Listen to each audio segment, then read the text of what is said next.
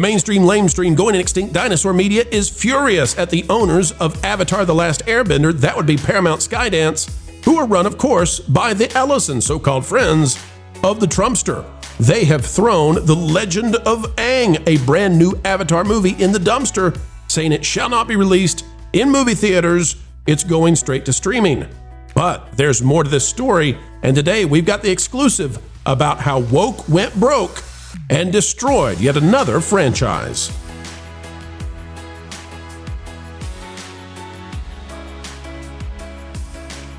Hello and welcome back. It is a joy as ever, ladies and gentlemen, to have you joined with us today together to talk about entertainment.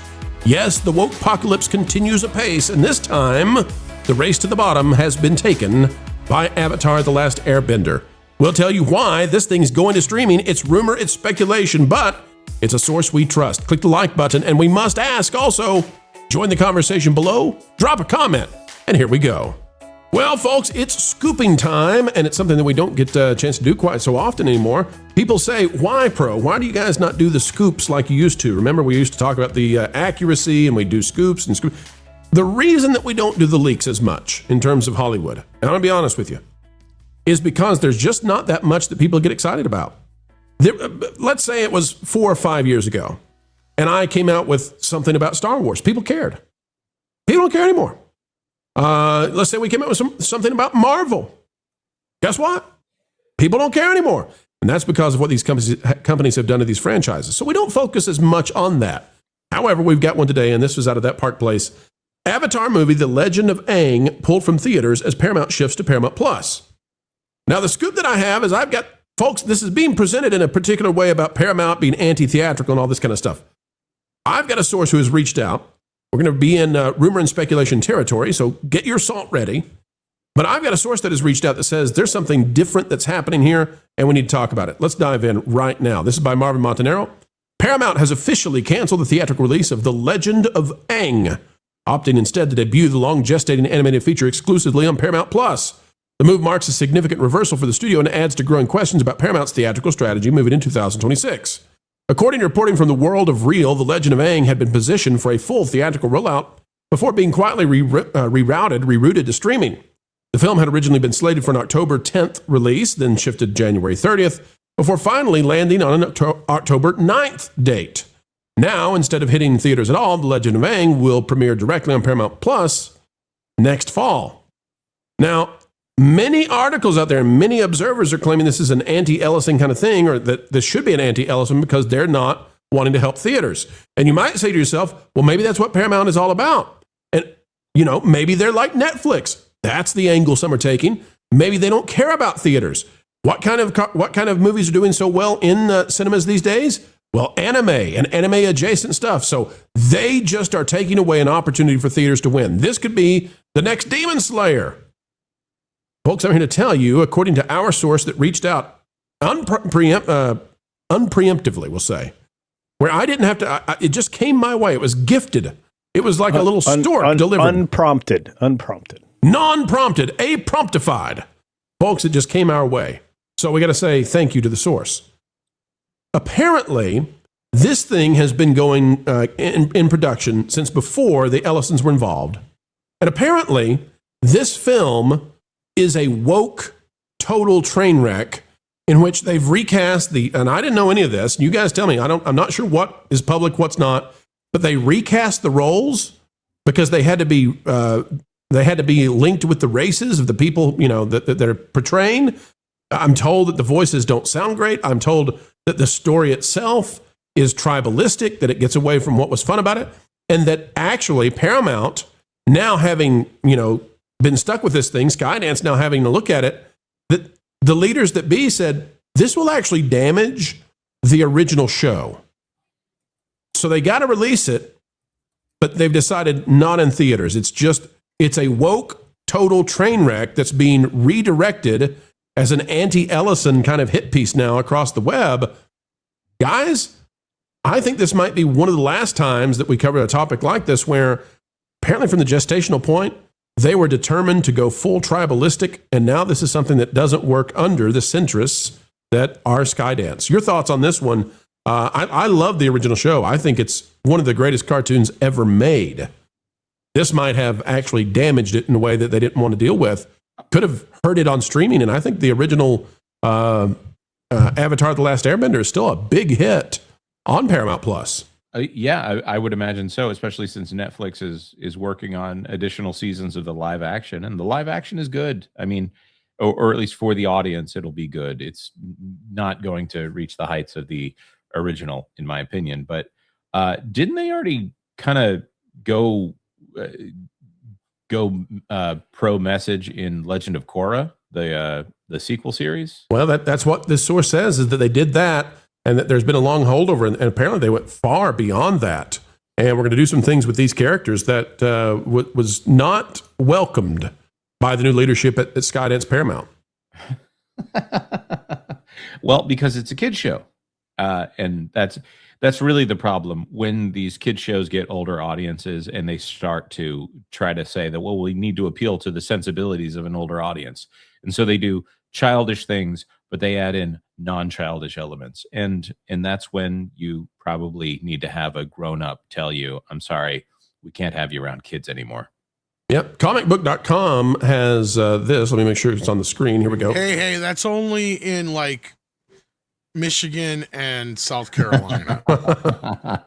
So back in May, Nick Valdez was reporting Avatar out of Comic Book. Avatar: The Last Airbender executive explains why the original cast was replaced.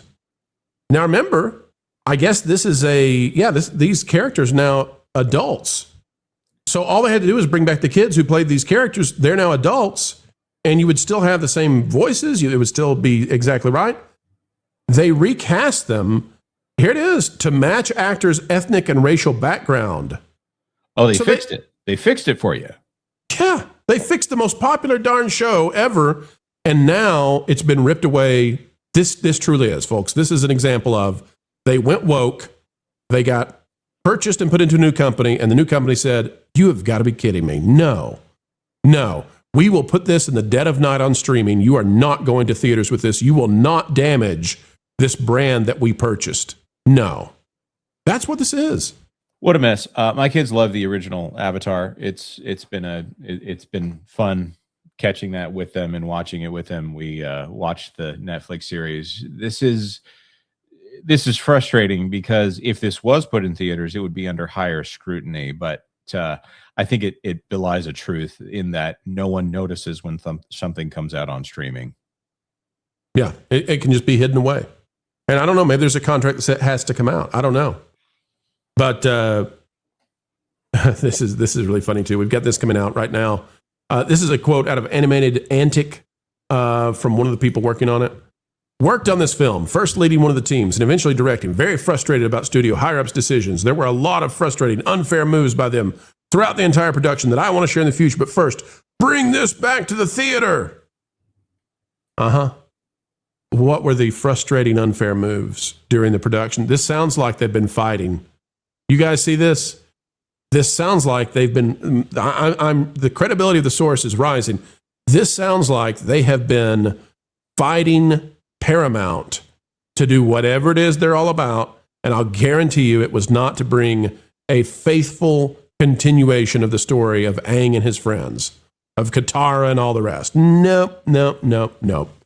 Culture, is this going to be one of the final ones where we see this happen? Do you think that the end of race, what would you say, race aligning voice actors, do you think that time is coming to an end? Have they had enough of it now?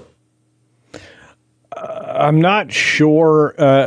Maybe across like media industry areas like film and television, perhaps, but I don't think we're quite done with that in gaming and other media structures. I'll tell you that this might be an example of a place that'll stop, but there are studios that'll like drive this. Disney has been accused of doing this for quite some time, and with the absence of the recent Tangled announcements out there, I would still suspect that because of their dogmatic alliance with the extreme progressive leftists, they're going to be guilty of this going forward. But perhaps not Paramount or any other Paramount-owned studios in the future.